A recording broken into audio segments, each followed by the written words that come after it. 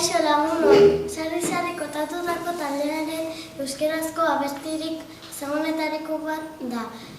Hitzak Fermin Muguruzak eta Josu Landak idatzi dituzte.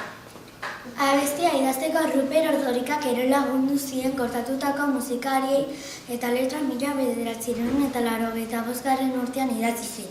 Kortatu taldeak omenaldi bat egiteko sortu zuten sarri abestia. Oxigona eskada eta bere graupena lagundukoa utzi gora bera, orain prestatu dugun dantza egingo dizugu, espero dugu gustatzea.